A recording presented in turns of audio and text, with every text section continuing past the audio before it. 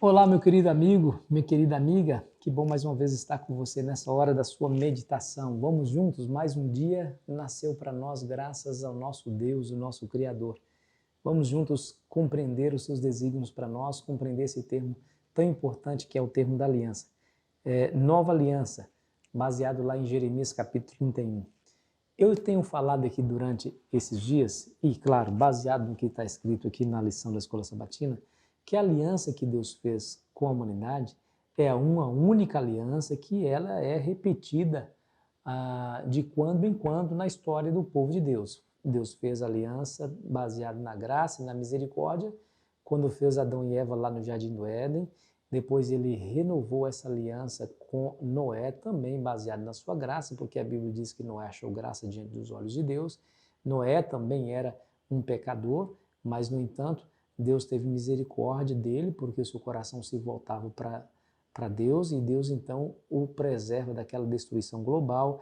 Deus então chama Abraão, faz aquele concerto de aliança, prometendo dar a eles a terra de Canaã, prometendo fazer com que ele seja uma grande nação, que todas as famílias da terra sejam abençoadas por meio dele.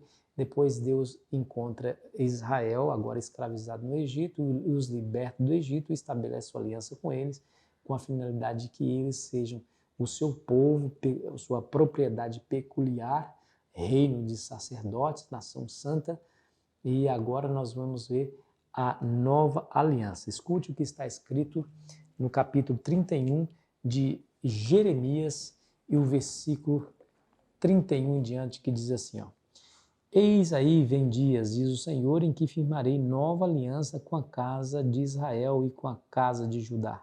Não conforme a aliança que fiz com seus pais nos dias em que os tomei pela mão para os tirar da terra do Egito, porquanto eles anularam a minha aliança. Não obstante, eu os havia desposado, diz o Senhor. Porque esta é a aliança que firmarei com a casa de Israel depois daqueles dias, diz o Senhor. Na mente lhes imprimirei as minhas leis, também no coração lhes escreverei. Eu serei o seu Deus e eles serão o meu povo. Não ensinará jamais cada um ao seu próximo, nem cada um ao seu irmão, dizendo: Conhece o Senhor, porque todos me conhecerão, desde o menor até o maior deles, diz o Senhor, pois perdoarei as suas iniquidades e dos seus pecados jamais me lembrarei. Essa nova aliança foi estabelecida no contexto do retorno do povo do cativeiro babilônico. Você se lembra, o povo estava lá. É uma nação não mais livre, uma nação em outra nação totalmente estranha, que adoravam outros deuses, que falavam língua estranha, e eles não tinham mais nacionalidade, eles não eram um povo mais livre. Quando eles voltassem dessa escravidão, quando eles fossem libertos e voltassem para sua própria terra e se tornassem novamente uma nação livre, Deus haveria de estabelecer essa nova aliança. Eu quero dizer para você, meu irmão, minha irmã, que é a mesma aliança, não muda nada de maneira conceitual. O que muda é a forma como ela está sendo feita.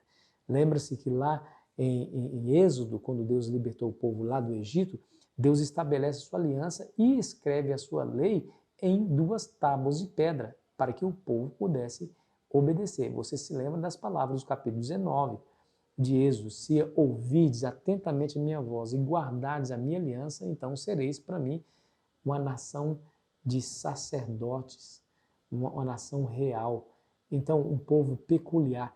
É isso. Deus deseja, no fundo, um bom relacionamento, um profundo relacionamento com o povo. Mas naquela época, as tábuas da aliança, escrita em tábuas de pedra, representavam exatamente essa obediência por parte do povo. Agora o povo está de volta em Jerusalém depois de ter vindo da escravidão babilônica, e Deus havia de fazer algo diferente. A mesma aliança, porém, ele não mais as escreveria, ou a sua lei, não mais escreveria a sua lei em tábuas de pedra, escreveria nas pedras do coração, ou seja, no coração e na mente. E qual foi a intenção? A intenção foi um profundo relacionamento. Veja, eu vou ler mais uma vez para você o que está no versículo 34 do capítulo 31 de Jeremias, que diz assim: Não ensinará jamais cada um ao seu próximo, nem cada um ao seu irmão, dizendo: Conhece o Senhor, porque todos me conhecerão, desde o menor até o maior deles, diz o Senhor, pois perdoarei as suas iniquidades e de seus pecados jamais me lembrarei. A aliança que Deus quer fazer com o povo é uma aliança de graça, misericórdia, baseada no perdão dos seus pecados, das suas iniquidades. E veja qual é a finalidade. A finalidade que Deus tinha no coração ao fazer essa aliança, com um aspecto diferente, agora não mais as leis estariam escritas em tábuas de pedra, mas no coração, a finalidade seria um bom relacionamento. Aí ele diz, ninguém precisa ensinar um ao outro quem é o Senhor, porque todos me conhecerão. Todos me conhecerão. Aí quando você vai lá em Êxodo, você vai ver que a finalidade da aliança que Deus fez com o povo foi exatamente essa finalidade. Capítulo 6 de Êxodo e o versículo 6. Portanto, dize aos filhos de Israel, eu sou o Senhor, e vos tirarei de debaixo das cargas do Egito, e vos livrarei da servidão, e vos resgatarei com o braço estendido e com grandes manifestações de julgamento.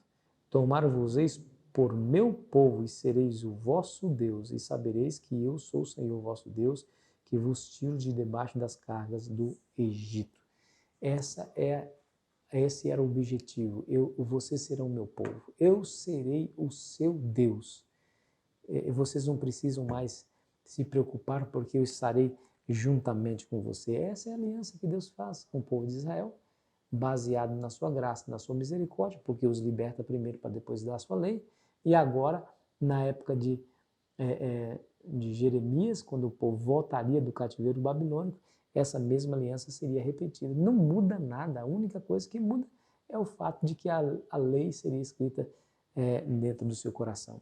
Aí você lembra aquelas palavras de Jesus lá em João capítulo 17, verso 3, porque esse é exatamente o relacionamento que Deus quer ter conosco. Quando Jeremias 34, 31, versículo 34 nos diz que ninguém precisará ensinar um ao outro acerca de Deus, que todos me conhecerão, desde o menor até o maior deles. Aí você vai ver lá em João 17, verso 3, quando Jesus faz aquela oração sacerdotal, ele usa essas palavras. E a vida eterna é esta, que te conheço a ti, o único Deus verdadeiro, e a Jesus Cristo a quem enviaste. Na história da humanidade sempre foi esse o desejo de Deus, que o seu povo o conhecesse de maneira particular, pessoal. Esse tipo de conhecimento, de intimidade, é o único conhecimento que pode salvar a humanidade. Conheço a ti como único Deus verdadeiro e a Jesus Cristo a quem enviaste. Isto é a vida eterna, segundo Jesus Cristo. Meu amigo, minha amiga, é assim, ó, a aliança de Deus, desde o início até o final, ela é baseada na graça, com implicações na obediência. Primeiro, Deus liberta, depois ele pede obediência. Primeiro, Deus fez o mundo perfeito, paraíso perfeito, criou Adão e Eva perfeitos e os colocou e deu a eles esse perfeito paraíso, para depois dizer, olha, tá vendo aquela árvore do conhecimento do bem e do mal? Não coma dela, tá vendo? Primeiro a graça e depois a obediência. Nunca vai ser o contrário. Nunca será o contrário. Primeiro Deus te alcança, Deus te liberta, depois ele te pede, lhe cobra obediência. E na nova aliança, essa obediência será internalizada, porque a lei de Deus será escrita no seu coração e na sua mente, de maneira que ninguém precise mais te explicar quem é Deus, porque você mesmo conhecerá a Deus de maneira pessoal, personalizada. Ninguém vai precisar mais te ensinar. Se alegre com essa verdade, porque veja que tudo que é preciso para a sua salvação, Deus já fez. Ele salva você, depois te pede obediência. Depois que ele pede obediência, ele diz assim, eu vou te ajudar a obedecer, dando o meu Espírito para habitar dentro de você. E ele vai escrever no seu coração essa lei. E você vai ter uma obediência internalizada, de maneira que você obedecendo não vai fazer nada mais além do que o que lhe seja natural fazer. Vai ser natural obedecer, que o Espírito Santo vai te fazer um perfeito obediente. Não para que você seja salvo, não. Porque você já foi salvo, aceitou a graça, aceitou a misericórdia, Deus perdoou seus pecados, não mais se lembrou dos seus pecados e agora ele mantém esse tipo de relacionamento de maneira que você o conheça pessoalmente. Que coisa maravilhosa saber disso, né, irmão? Irmã? Saber que o Senhor de Deus providenciou tudo o que era preciso providenciar para que tenhamos a chance de viver eternamente. Só se perde quem quiser se perder. Porque se você desejar ser salvo e abrir o seu coração, o Senhor Jesus vai fazer a transformação necessária. Feche os olhos e ore comigo. Pai, obrigado mais uma vez, porque temos a certeza por meio da Tua Palavra que o Senhor deseja nos salvar e fez de tudo para que essa salvação fosse uma realidade para nós. Entregamos, Senhor, nossa vida, Senhor. Não desejamos guiá-la, mas abrimos nosso coração para a guia do Teu Santo e Divino Espírito, a fim de que Ele nos conduza nos caminhos do Senhor, em nome de Jesus. Amém. Foi muito bom estar com você. Amanhã será nosso último dia de reflexão dessa semana. Espero você ansiosamente. Aproveite bem sua quinta-feira.